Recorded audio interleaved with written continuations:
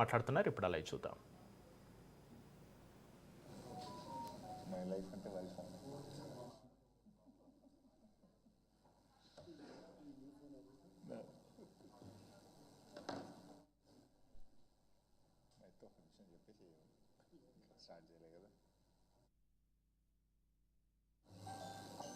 ఆగుదామా ఇంకొక 2-3 నిమిషాలు?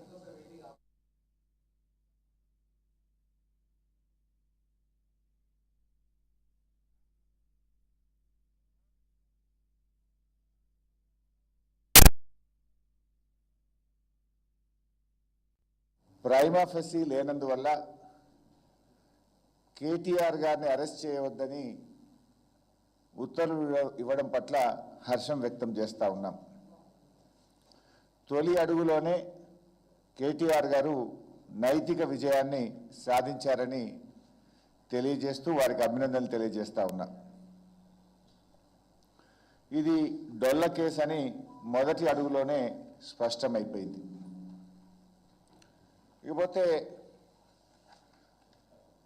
ఈరోజు రేవంత్ రెడ్డి గారు అసెంబ్లీలో ఈ అంశంపై మాట్లాడారు. నేను విషయాల్లోకి వెళ్లే ముందు రేవంత్ రెడ్డి గారు ఎంత పచ్చి అబద్ధాలు మాట్లాడతాడు, ఎంత గోబల్స్ ప్రచారం చేస్తాడు అనడానికి ఒక ఉదాహరణ చూపించి నేను ముందుకు వెళ్తాను. రేవంత్ రెడ్డి గారు ఏం మాట్లాడినరో ముందు మీకు అసెంబ్లీలో చూపిస్తాను. అసలు మేము అడిగింది ఏంది? వాళ్ళ ఈ కార్ రేసింగ్ మీద శాసనసభలో చర్చ జరపండి. చర్చ జరిగితే నిజానిజాలు సభ ద్వారా రాష్ట్ర ప్రజలకు తెలుస్తుంది. ఒకవేళ తప్పు చేస్తే మీరు వివరించండి. అది తప్పు చేయలేదు, రాష్ట్ర ప్రయోజనాల కోసం మేము చేసిన పని అని మేము వివరిస్తాం. అన్ని విషయాలు ప్రజలకు తెలవాలి, సభలో చర్చించాలని బీఆర్ఎస్ పార్టీ మొన్న స్పీకర్ గారిని కలిసి చర్చకు అవకాశం ఇవ్వమని అడిగాం. ఈరోజు కూడా శాసనసభలో అడిగాం. మరి మేము మాట్లాడతామంటే రేవంత్ రెడ్డికి అంత భయం ఎందుకు? మమ్మల్ని బయటకు పంపి సభలో మేము లేకుండా రేవంత్ రెడ్డి గారు దాని మీద చర్చించారు.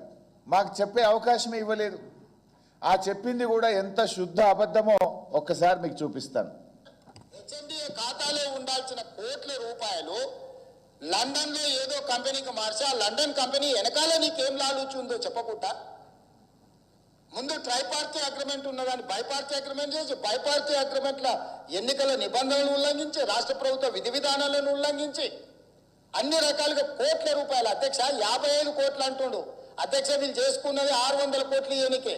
55 కోట్లు ఇవ్వగానే నేను పట్టుకున్నా అధ్యక్ష. 55 కోట్లు ఇవ్వగానే నేను పట్టుకున్నా కాబట్టి 500 కోట్లు మిగిలిపోయినాయి అధ్యక్ష. లేకపోతే నేను జర్ర ఆయన వచ్చింది కదా చెప్పిన కదా అధ్యక్ష, జర్ర ఊహానిగా అయిపోతుందని. నేను జర్ర ఊ అంటే 600 పోతుండే అధ్యక్ష. ఆయన ఏమన్నాడు? 600 కోట్ల రూపాయలని ఒక అసత్యాన్ని చెప్పే ప్రయత్నం చేసిండు.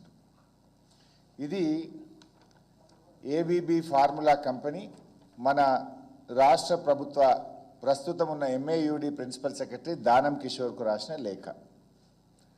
ఇది స్పష్టంగా ఇందులో ఉంది, నేను చదివి వినిపిస్తా. దానం కిషోర్ గారికి ఎప్పుడు రాశారు? 22 డిసెంబర్ 2020 ప్రభుత్వం వచ్చిన తర్వాత. ఇందులో ఏం రాశారు?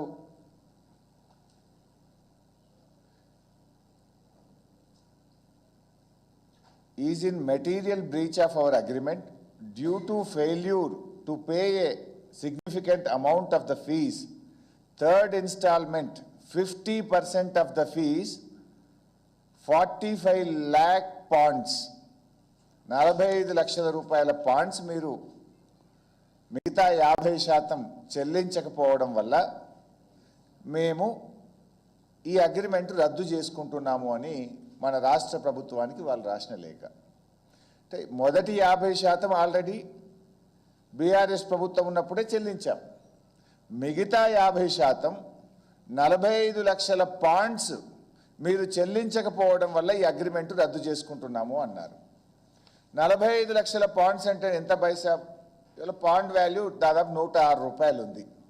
45 లక్షల పాండ్స్ అంటే I think it will be around 47 crores. 47 కోట్లు ముందు కట్టింది. 47 కోట్లు, 8 కోట్లేమో ట్యాక్స్, అది ఇన్కమ్ ట్యాక్స్. అదేంది ఇప్పుడు ఒకవేళ అగ్రిమెంట్ క్యాన్సిల్ అయింది కనుక ఆ 8 lakhs ఆటోమేటిక్ రిటర్న్ వస్తుంది. రెండవసారి కట్టాల్సింది ఎంత? మరో 47 కోట్లు. ఇది నేను చెప్తున్నది కాదు. ఈ అగ్రిమెంట్ మేము క్యాన్సిల్ చేసుకుంటున్నాము, మీరు కట్టాల్సిన 45 లక్షల పాయింట్స్ మీరు సకాలంలో కట్టనందుకు ఇది రద్దు చేసుకుంటున్నాము అని సంస్థ మన రాష్ట్ర ప్రభుత్వానికి రాసిన లేఖ. అంటే ఎంత? It is only 47 lakhs, 47 crores. But Revanth Reddy గారు ఏమంటున్నారు? 600 కోట్ల రూపాయల నష్టం జరిగేది అన్నాడు. పాపం రేవంత్ రెడ్డి 600 కోట్ల నష్టం కాదు, 600 కోట్ల లాభం జరిగేది రాష్ట్రానికి. గంతే, నష్టమని చెప్పిండు, లాభం జరిగేది. రేవంత్ రెడ్డి తుగ్లక్ నిర్ణయాల వల్ల, రేవంత్ రెడ్డి చేసిన పిచ్చి పనుల వల్ల ఈ రాష్ట్రానికి 600 కోట్ల రూపాయల నష్టం జరిగింది. ఇది నేను చెప్తున్న మాట కాదు. 2022లో రాష్ట్ర ప్రభుత్వం మొట్టమొదటిసారిగా ఫార్ములా ఈ కార్ రేసింగ్ను హైదరాబాద్లో జరిపితే ప్రపంచ ప్రఖ్యాతిగాంచిన నెల్సన్ అనే సంస్థ, ఇది ఇప్పుడు ఇచ్చినది కాదు, అప్పుడే 2022లో ఈ కార్ రేసింగ్ జరిగిన తర్వాత ఎంత లాభం ఈ రాష్ట్రానికి జరిగిందని ఈ నెల్సన్ అనే సంస్థ ఇచ్చినటువంటి రిపోర్టు మీ ముందు ఉంచుతున్నాను. ఈ సంస్థ ఏం చెప్పింది? The race had a total impact in the range of 75.8 millions to 83.7 millions on the local Hyderabad economy. అంటే దాదాపు 600 కోట్ల రూపాయలు హైదరాబాద్కు మేలు జరిగింది. హైదరాబాద్కు ఈ కార్ రేసింగ్ జరపడం వల్ల 600 కోట్ల రూపాయలు మన ఎకానమీకి లాభం జరిగింది అని ఇది బీఆర్ఎస్ ప్రభుత్వమో మేం చెప్తున్నది కాదు. నెల్సన్ అనే ప్రపంచ ప్రఖ్యాతిగాంచినటువంటి సంస్థ తన రిపోర్ట్లో ఆ రోజే చెప్పింది. అంటే రేవంత్ రెడ్డి గారు చెప్పింది శుద్ధ అబద్ధం. ఈ రాష్ట్రానికి 600 కోట్ల నష్టం చేసింది రేవంత్ రెడ్డి. ఈ రాష్ట్రం యొక్క ఇమేజ్ని దెబ్బతీసింది రేవంత్ రెడ్డి. కానీ ఉల్టా ఏమంటుండు?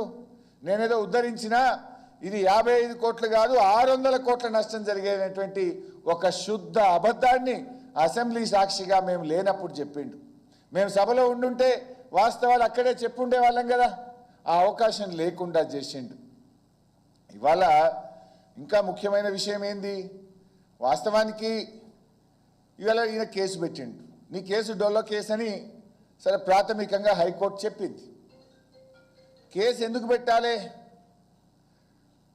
అది అవినీతి నిరోధక శాఖ తరఫున పెట్టినావు.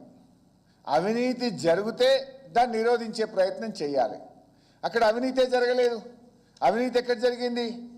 రాష్ట్ర ప్రభుత్వ ఖజానా నుంచి మన రాష్ట్ర ప్రభుత్వ అకౌంట్ ఉన్నటువంటి నేషనలైజ్డ్ బ్యాంకు నుంచి మనం ఏ సంస్థ అయితే ఇక్కడ హైదరాబాద్లో ఈ కార్ రేసింగ్ జరుపుతుందో ఆ సంస్థకు డబ్బులు పంపాం.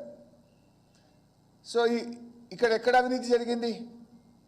ఇలా ఏదన్నా ఉంటే కొంత ప్రొసీజరల్ ల్యాబ్స్ జరగచ్చు, అంతే తప్ప ఎక్కడ కూడా అవినీతి జరగలే. ఈ విషయం నేను చెప్పడం కాదు, స్వయంగా నిన్న రాష్ట్ర మంత్రివర్యులు పొన్నం ప్రభాకర్ గారే ప్రెస్ మీట్ పెట్టి చెప్పిండు. ఏం చెప్పిండు? వీళ్ళు ఎక్కడ కూడా అవినీతి జరిగిందని మేము చెప్తలేము, కేవలం ప్రొసీజర్ ల్యాబ్స్ జరిగింది అని నిన్న చెప్పిండ్రు పొన్నం ప్రభాకర్ గారు. మరి అవినీతే జరగలేదని పొన్నం ప్రభాకర్ చెప్తే అవినీతి నిరోధక శాఖ ద్వారా మీరు ఎట్లా ఎంక్వైరీ చేస్తారు? ఇప్పుడు ఆ శాఖ ఏం చెప్తుంది? వస్తు రూపేణ ధన రూపేణ ఎక్కడైనా అవినీతి జరిగినప్పుడు అవినీతి నిరోధక శాఖ దాన్ని నిరోధించడానికి పనిచేస్తుంది. అవినీతే జరగలేదని రాష్ట్ర మంత్రి పొన్నం ప్రభాకరే చెప్తున్నాడు. మరిగా ఎక్కడుంది? ఇవాళ there is no corruption. At best ఏదన్నా ఉంటే గింటే maybe some irregularity but not illegality.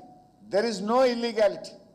ప్రొసీజరల్గా ఉంటే ఉండొచ్చు, కానీ అసలు ఏసీబీకి అవినీతే జరిగినప్పుడు దీన్ని విచారించేటువంటి అవకాశమే ఉండదు. ఇకపోతే ఈ ఈవెంట్ 2022లో మనం ఈవెంట్ జరిపితే 192 దేశాల ప్రజలు 50 కోట్ల మంది దీన్ని లైవ్ టెలికాస్ట్ చూశారు. అంటే 192 దేశాల్లో మన హైదరాబాద్ ఇమేజ్ను, మన తెలంగాణ రాష్ట్ర ఇమేజ్ను, మన దేశం యొక్క ప్రతిష్టను పెంచే విధంగా కేటీఆర్ గారు బీఆర్ఎస్ ప్రభుత్వం ఆ రోజు పనిచేసింది. ఏం చేస్తే 192 దేశాలు ప్రజలు ప్రత్యక్షంగా హైదరాబాద్లో జరిగే ఒక ఈవెంట్ను చూస్తారు?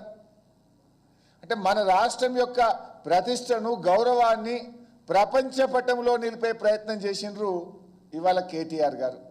మరి ఇదే రేసింగ్ సంబంధించి ఈ మధ్య తమిళనాడు రాష్ట్రం ఫార్ములా 4 రేసును నిర్వహించి 42 కోట్లు ఖర్చు పెట్టింది. అది కూడా తప్పేనా? మరి అదేవిధంగా ఫార్ములా 1 రేస్ ఉత్తరప్రదేశ్ ప్రభుత్వం 1700 కోట్లు ఖర్చు పెట్టి ఫార్ములా 1 రేస్ను నిర్వహించింది ఆ రాష్ట్రంలో. అది కూడా తప్పేనా?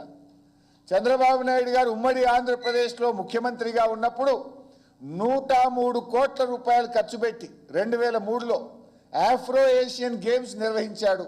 అది కూడా తప్పేనా? మీ కాంగ్రెస్ ప్రభుత్వం యూపీఏ కామన్వెల్త్ గేమ్స్ను 70,000 కోట్ల రూపాయలతో నిర్వహించారు. అదో పెద్ద కుంభకోణంగా తర్వాత అంతా కూడా తేలింది. అది కూడా తప్పేనా?